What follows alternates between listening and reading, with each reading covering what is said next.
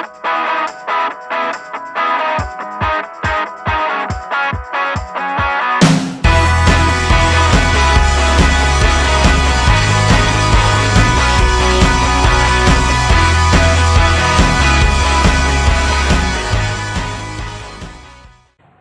afternoon. Welcome to SoonerPolitics Weekend Report. I'm David Van. I hope you're having a great weekend, staying out of the rain. There's a lot going on in Oklahoma this weekend. Let's get right to the news. Take a look at this group. First up today, are the ethics rules ethical? Oklahoma has an ethics commission. The ethics commission was given a mandate to keep an eye on our elected officials and on our state government. But it seems this ethics commission is getting way beyond the scope of their mandate. They've decided to put some new rules in. These rules are going to not just control how our politicians get in office and how they act in office. Now they're going to keep an eye on those people who are coming down to the Capitol, how they get down to the Capitol, who they might be coming down to the Capitol with, and who they might be representing. So it seems they decided to make a bunch of rules. They had 3 amendments that they had open hearings for yesterday at the Capitol. I was there, a number of grassroots causes were there, media was there, and a few of the more prominent lobby groups were there.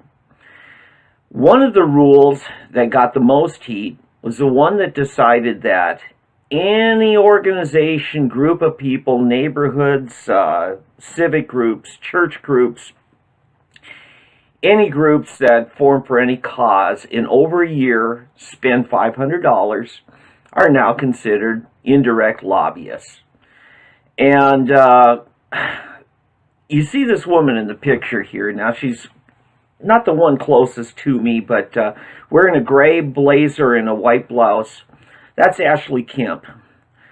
Ashley Kemp's not one of the board members, but she's the real muscle behind the Ethics Commission. She presents things for the board to consider. She wrote these proposals. Well, it seems she got together with the Democrat legislator, Melody Blancett of Tulsa. Melody starting her second 2-year term. Melody uses as her justification for initiating this set of changes that there's gray money, there's dark money, there are groups that we don't know who they are, and we shouldn't be able to hear them unless we know who exactly they are.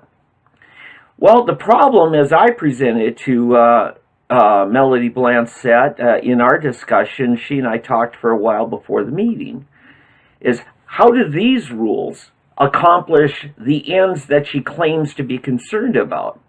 Because most of the dark money that she's identifying is out of state. They have post office boxes, whether it's in Wichita or in Dallas, or most likely in Arlington, Virginia, or suburban Washington, D.C., or Detroit, or somewhere else.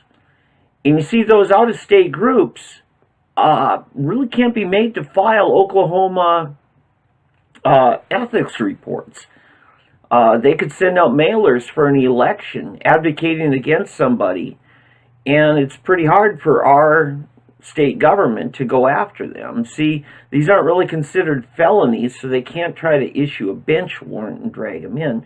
And besides that, we're talking free speech issues here.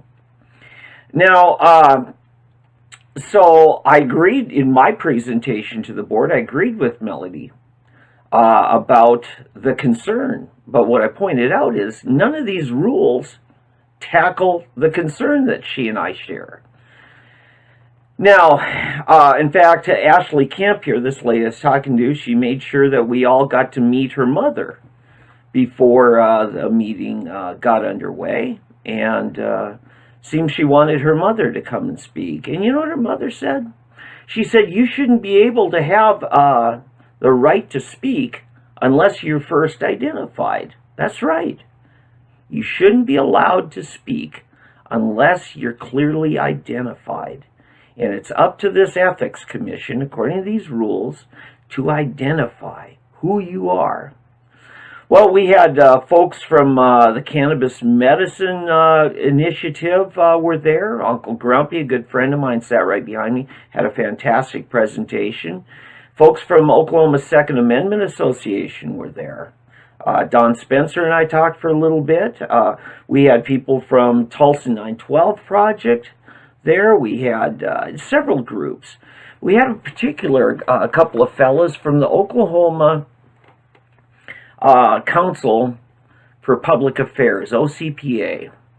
See, Trent pulled out the founding documents that empowered this commission, actually in the Constitution. It said that the duty of this ethics commission is to monitor our elected officials and our state government. They have no mandate to monitor private individuals, private groups, business groups, any other groups. But yet they're trying to impose these rules. I think a lawsuit's coming, and I think a lawsuit should be coming.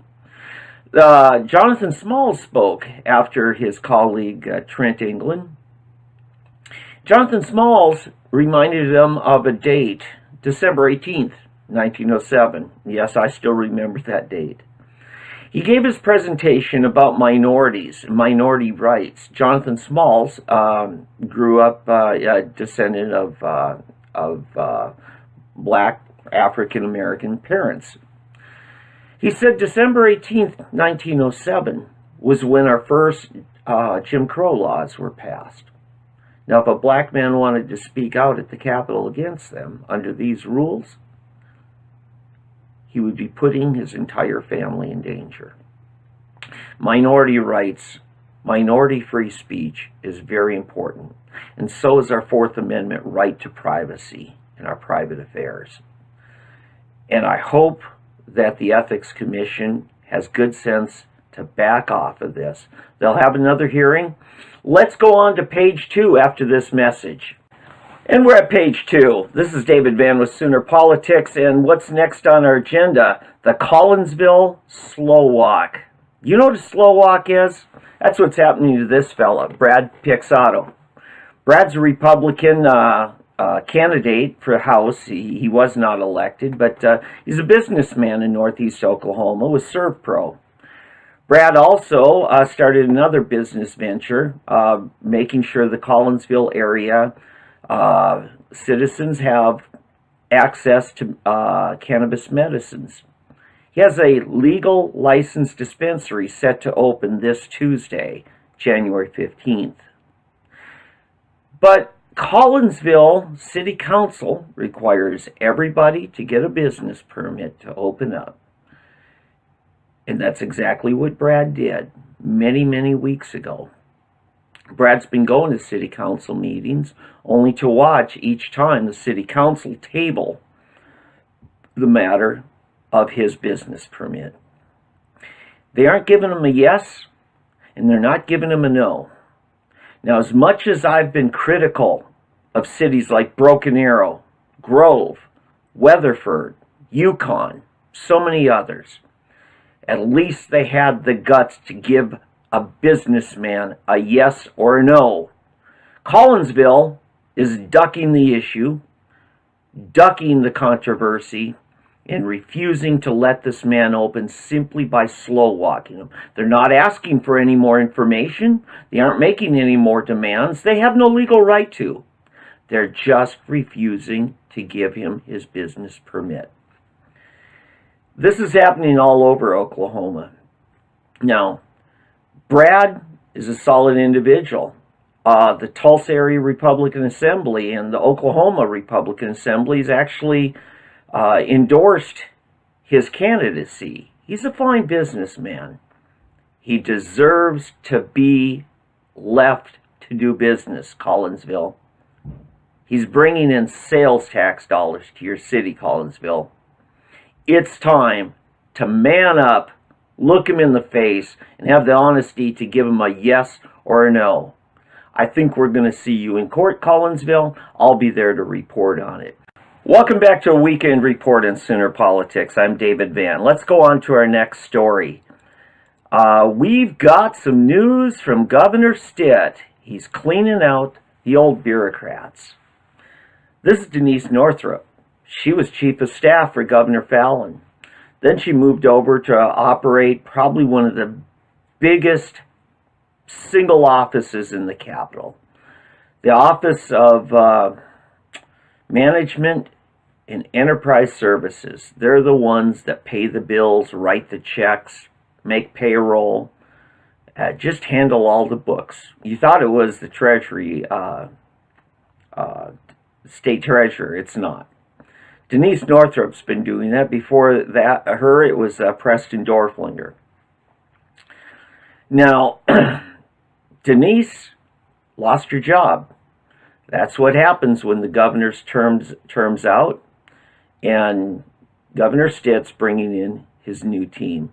I want to say something about Governor Stitt's team. Yes, he's a businessman. Yes, he's more likely to approach things like a businessman would than like a bureaucrat would.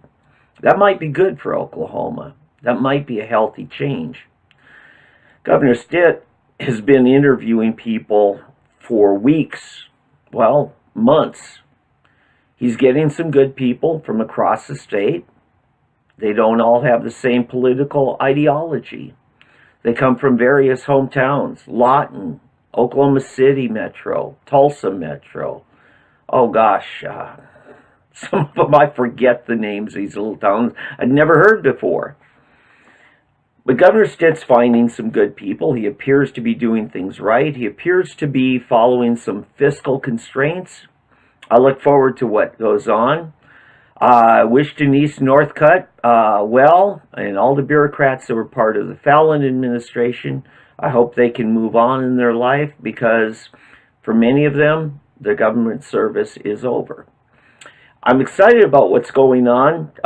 Today's actually a special day. Governor Stitt and his family here in town. We had a family event down at the Jinx Aquarium. Great opportunity to get to know the first family and get to do a family event. Tonight's going to be pretty swanky. It's going to be a fancy ball downtown, and these events were sold out. It's very popular events. It's exciting when you see a new administration come in with a lot of high hopes and bringing together a lot of good people. And particularly here in Tulsa, yeah, we are excited. Tulsa has a pretty significant representation in state government leadership this time. There's been a lot of years we didn't have. But it's my hope that all of Oklahoma benefits greatly, and all of Oklahoma has opportunity to rise up. So I hope you're there Monday, and a lot of you can't be. It looks like we're going to have some good weather. In fact, when I was at the Capitol just yesterday afternoon, they were already getting the bleachers set up, the platform set up.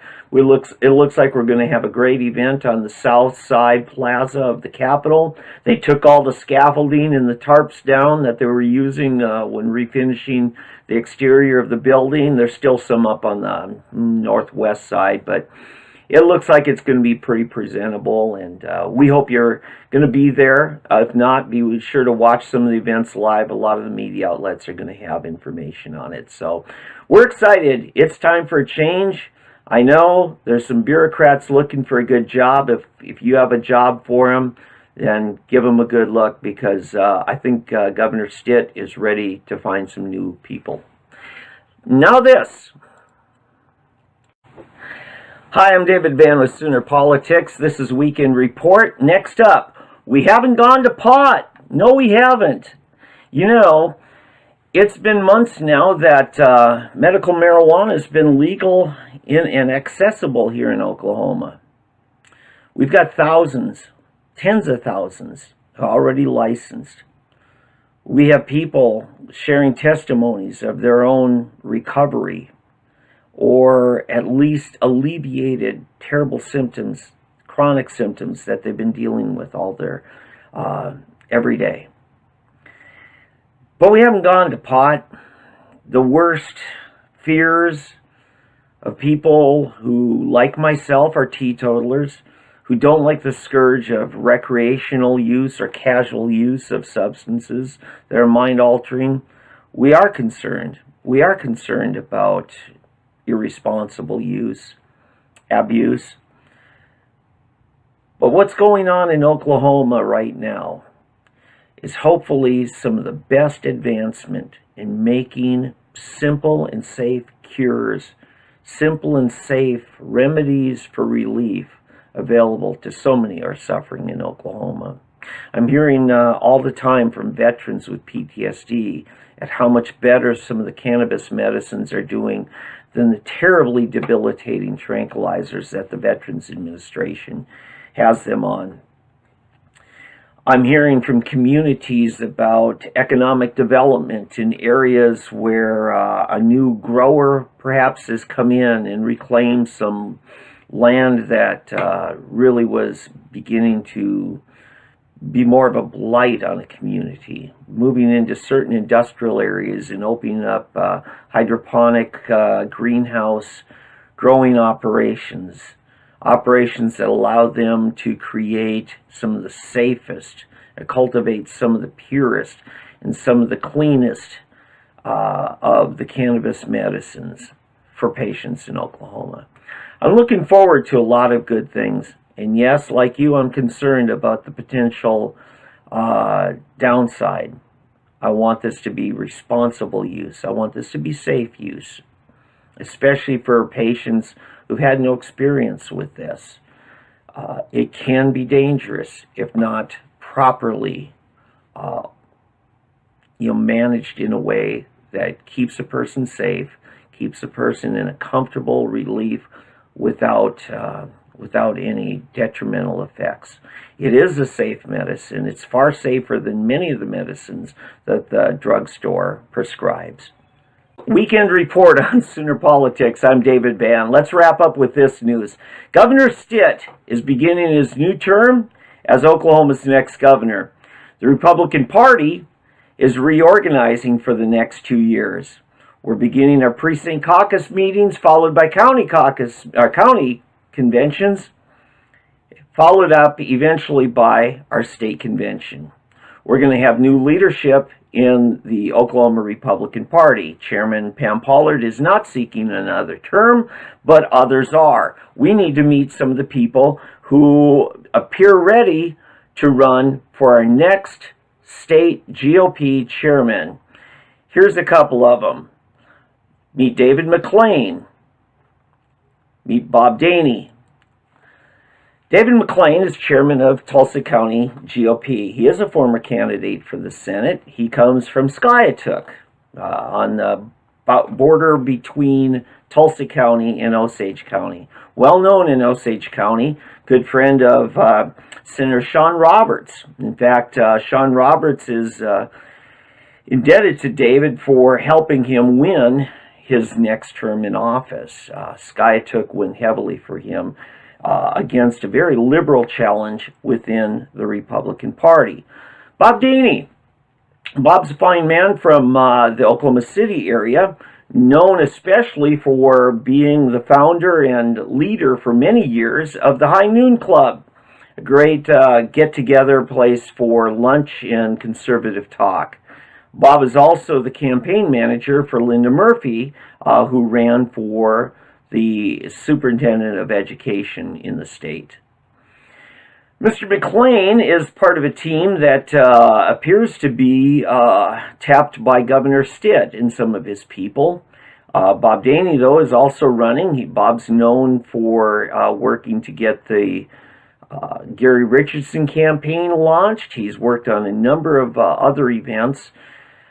It looks like we may have some others in the race, but these two appear ready to launch their own campaigns. In fact, I'll just say David McLean did announce his candidacy Tuesday night to his executive committee of the Tulsa County Republican Party. In his 2 years with the Tulsa County Republican Party, the party has grown. The party has, in great part, recovered from a very detrimental past 2 years, and maybe I'd say 4 years, of the grassroots really being shut down. David has grown the party significantly. The state executive committee had to determine, based on the votes of the last general election for governor, which county delegations are offered how many delegates, depending on how reliably they supported the GOP top of the ticket. Once again, Tulsa County comes out on top, significantly higher this time than they were last time, when the Tulsa County delegation outranked Oklahoma County, which, even though is far more populous, was less reliably supporting the Republican ticket. So the Oklahoma County delegation, of course, comes in number 2, not far behind, which, of course, Bob Daney is part of that Oklahoma County delegation, Oklahoma County. Cleveland County down in Norman is also another big county, as is Canadian County, Washington County, Wagner County, Woodward County, Comanche County. There are some significant Republican organizations in the state. But I can personally attest that the Tulsa County organization is doing much, much better. Now, I don't have anything bad to say about any of these men. Not that they're perfect, but they're fine men. I hope they can get together and find agreement, regardless if they both end up being candidates on the floor of the convention or joined by others. It's important that our party unify. It's important, absolutely important, that our party be working with the governor's office once again. That's something that has been missing for 4 years. It seems once Mary Fallon got her re-election secured, she quit going to conventions. She quit attending fundraisers. The only thing we heard out of her was when she had criticisms of the Republican Party itself. Mary Fallon ran on an agenda the last 4 years, I should say governed on an agenda, which is diametrically opposed to the party values.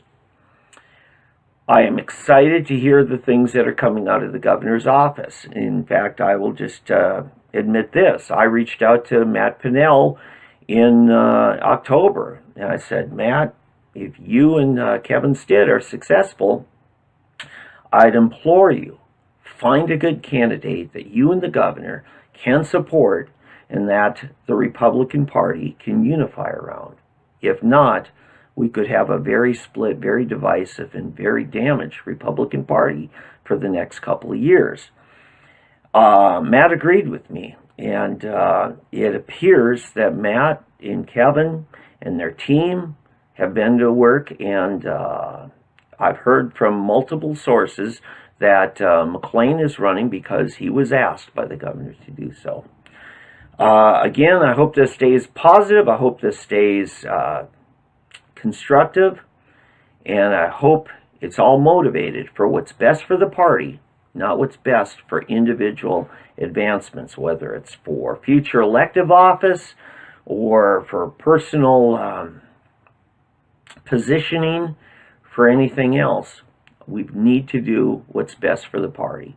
I think highly of both of these men. There are other people that I think would be fine as well. But again, I see the value of standing with the governor's office and working together for what advances the conservative cause. I'm David Van with SoonerPolitics. This has been Weekend Report. We hope you and yours have a great day. Hope to see you down at the inauguration Monday afternoon. Have a great day.